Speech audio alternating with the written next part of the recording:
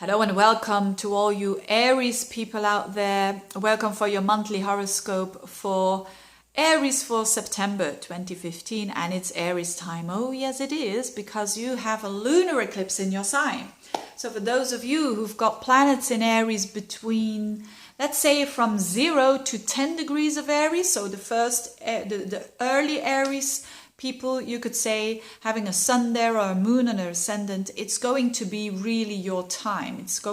You're going to feel that this energy is very much like you, which is, the good traits of an Aries is honesty, is openness, is straightforwardness. What you see is what you get. Very simple.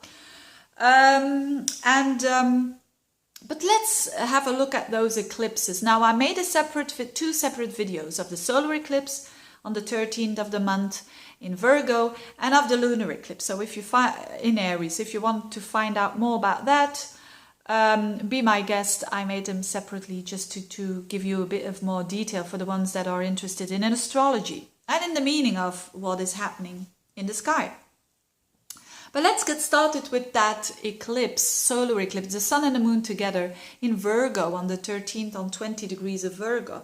That's your 6th house. You could say, oh, that's a boring house. It's actually the house of the Virgo, and it's a very day-to-day routine house. So it's the house of our day-to-day work, it's the house of our health, it's the house of pets. Those are the 3 key areas. So there is something new going on there for you Aries people. Maybe a new pet, maybe a new work, a new job, maybe the ending of a new job, and you are totally at a new phase when it comes to work. Or maybe a new way of looking at your health, whether it is physical health or mental health. It's a good time to start a new regime, for instance, or a new way of diet, because it's at the new moon. It has more potential for success. So, but I think that the lunar eclipse will be more important for you. That is happening at the background, that solar eclipse. For you, the lunar eclipse is more important. Why? Because it's the moon in your sign, in your 1st house, and the sun will be in your 7th house, and with Mercury going retrograde there. So there's an emphasis on you. There's an emphasis on who you are. There's an emphasis on, look, this is what I am and who I am, and deal with it. It's a lot of that energy with the moon in the 1st house in Aries. And the sun. But you need to relate yourself with someone else. Or it could be, if you're not in a relationship, it could be a colleague. It could be a business partner that is working as a kind of a mirror, you could say. So the whole flavor of that eclipse is getting towards meaningful, important relationships. And as I said, Aries in itself is already a sign that doesn't like keeping up the appearances. That's more of the Libra energy, and it has its good things as well. I mean, the Libra energy, which is negotiating, compromising, and so on. But that's not what you are all about. So you are getting more truth out of the connections that you're having.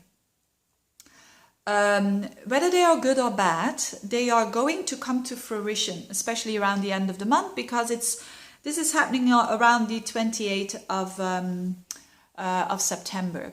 So there is truthfulness coming up, for better or for worse. It's like if you have been putting up with a mask during last months with a relationship, the mask is gonna come off, and it's good. It's good. It's maybe a bit painful, maybe a bit drama there, but it has to be that way in order for you to be able to proceed. You know, when we have a confrontation, it's not necessarily always bad. Sometimes it is. And then the relationship ends. But it can also mean that, okay, you can restart fresh again and you know what you're up to. Both of you actually in a relationship. When you're not in a relationship, it will have to do with what you want, because the moon is in the 1st house, which means I have my needs and I want my needs to be considered. So you will encounter them better, and maybe for the future, if you want a relationship for the future, you will know now what you want and what you don't want, what you need and what you don't need. Let's put it that way. So very interesting month for Aries people. Breakthroughs when it comes to relationships, breakthroughs when it comes to knowing, oh yes, this is an important connection, this isn't. You're going to be very true to yourself, and also because of that, also other people are going to be very true to you. Mercury goes retrograde as from the 18th in that 7th house of yours, which shows that you're reevaluating relationships anyway.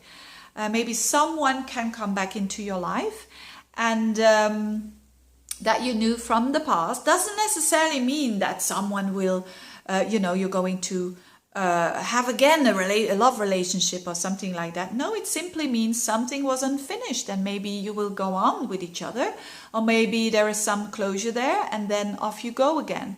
That's Mercury going back and forwards in your 7th house. It can be a very busy time for you, because Mercury retrograde in a social house like the 7th house is busy, busy, busy. So if you have clients, working with clients, it can mean more clients. Clients that came to you in the past come back to you. And so that can be a very good thing, but quite you need to also be very aware of when you negotiate, when you sign contracts, to know very well what you're doing. So it's not necessarily a bad thing, Mercury going retrograde. You only know that when Mercury goes direct, but it's the exercise of putting a little bit more effort into it. So putting a little more effort into a contract doesn't necessarily mean that it's a bad thing, on the contrary. So interesting month for you Aries people. I wish you all the best. Check out the other videos if you want. Thank you for liking my videos, for supporting me, and see you next month. Bye bye.